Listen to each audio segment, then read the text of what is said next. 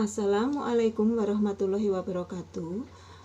Kali ini akan saya jelaskan mengenai proses fotosintesis. Kemarin sudah dijelaskan pada gambar 1, yaitu tentang struktur kloroplas. Kemudian di sini ada proses fotosintesis. Terdapat dua macam, yaitu reaksi terang dan reaksi gelap. Kemudian faktor yang mempengaruhi itu adalah ada air, CO2, cahaya matahari, suhu, dan O2. Pertama kali akan saya jelaskan tentang reaksi terang dahulu yang terdiri dari dua fase, yaitu fase siklik dan fase yang non-siklik. Kemarin sudah saya jelaskan tentang struktur kloroplas. Kalian harus bisa membedakan mana yang namanya grana, granum, tilakoid, dan stroma. Karena ini untuk tempat terjadinya proses fotosintesis. Kita lihat, proses fotosintesis ada dua reaksi, yaitu di sini terjadinya reaksi terang, yaitu pada tumpukan tilakoid di dalam suatu grana, dan reaksi gelap yang terjadinya di dalam stroma atau cairannya dari kloroplas. Nah, dengan bantuan sinar cahaya matahari atau foton, nah di sini ada bahannya yaitu H2O dan CO2, di mana CO2 itu akan masuk ke reaksi terangnya, sedangkan CO2 itu akan masuk ke reaksi gelapnya. Di sini maksud saya H2O-nya yang masuk ke reaksi terang. Nah, kemudian hasil daripada reaksi terang itu adalah ada ATP dan ada NADPH. ATP akan diberikan ke siklus gelap, NADPH juga akan diberikan, dan sisanya akan dikembalikan ke reaksi terang. Ini kloroplas semuanya ya. Jadi CO2 untuk fisasi reaksi gelap yang nantinya akan menghasilkan sukrosa ataupun glukosa, juga bisa fruktosa. Selanjutnya, di sini adalah tilakoid. Di dalam suatu tilakoid ini, satu lempeng saja terdapat adanya antena pigmen molekulus, kumpulan antena pigmen. Di sini pigmen, dan seterusnya. Di mana di dalam suatu pigmen terdapat adanya klorofil, pusat klorofil, atau biasa disebut dengan istilah fotosistem. Ya, fotosistem ini berukuran, kalau pada suatu fotosintesis biasanya ada dua macam, yaitu fotosistem 1 dan fotosistem 2. Fotosistem 1 itu berukuran 700 lambda atau nm, fotosistem 2 itu berukuran 680 lambda atau nm. Nah, di sini fotosistem ini tersusun dari klorofil A, klorofil B, dan karotenoid. Ya, nanti bisa kita lihat. Jika seandainya foton itu masuk ke dalam suatu lapisan lempengan tilakoid di dalam suatu grana, maka akan terjadi transfer energi, elektronnya lepas, dan dia meloncat-loncat akan mencari fotosistem ataupun pusat reaksi. Baru nanti elektronnya itu dilepaskan ke atas dan diterima oleh ini yang berwarna ungu, yaitu aseptor elektron primer. Ya, kemudian, nah di sini akan saya gambarkan kembali yang seperti tadi sudah saya jelaskan. Ini adalah kompleks antena yang terdapat di dalam suatu tilakoidnya grana. Nah, di sini adalah fotonnya. Kemudian ini adalah kompleks antena. Kalau secara keseluruhan, kompleks antena ini tadi sudah saya jelaskan ya, bahwa pusat reaksi fotosistem itu mengenai ada klorofil A, ada klorofil B, dan karotenoid. Biasanya kalau P atau fotosistem 2 680 isinya adalah klorofil A ya. P700 ya, P700 biasanya isinya klorofil A, tapi biasanya gabungan antara klorofil B dan karotenoid. Kemudian saya gambarkan lagi tadi sudah ya, dia penerimaannya meloncat-loncat mencari pusat reaksi yang nantinya elektron lepas akan diterimakan oleh aseptor primer elektron.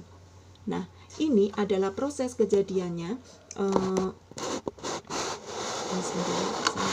Biar kena semuanya. Nah, ini adalah kejadian proses reaksi terang dan reaksi gelap menjadi satu. Pertama, akan saya jelaskan tentang reaksi terang terlebih dahulu. Reaksi terang pun ada dua siklik. Yang pertama adalah ada dua fase, ada dua fase, yaitu siklik dan non-siklik. Apa perbedaannya?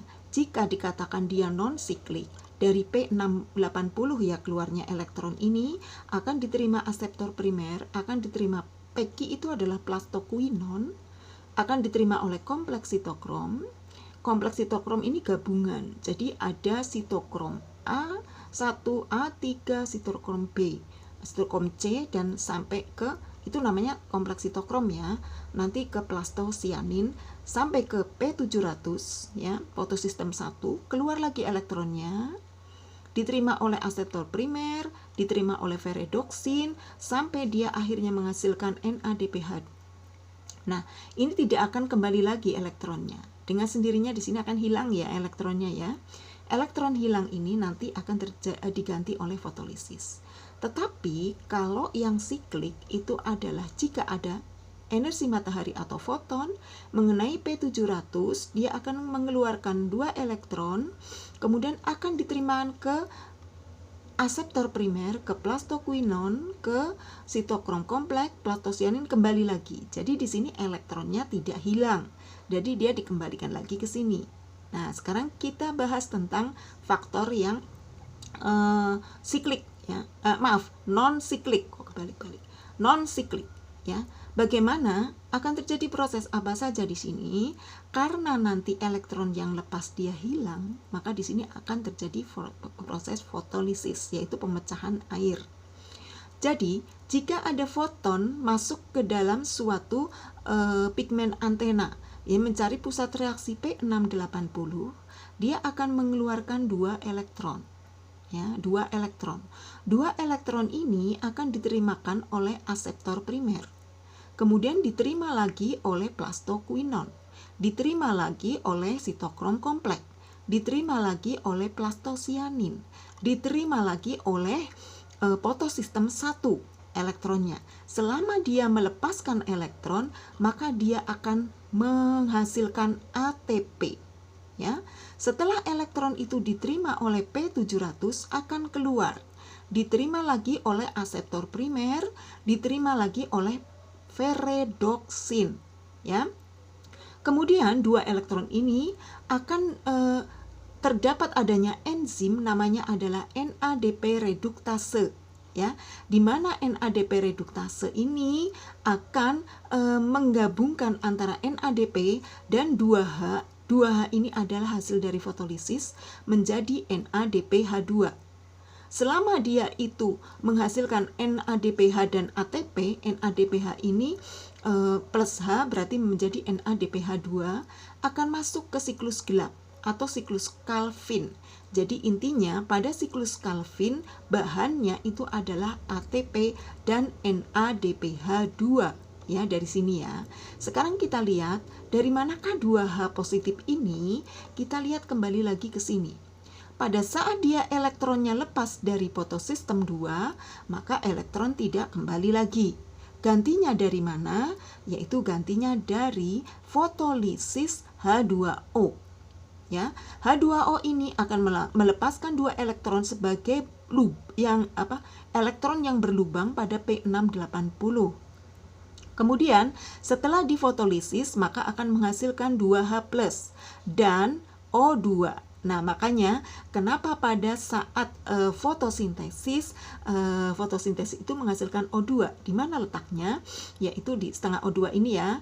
Letaknya adalah pada saat fotolisis terjadi di gerhana, terjadi di fase yang non siklik ya. Nah, sekarang fase siklik.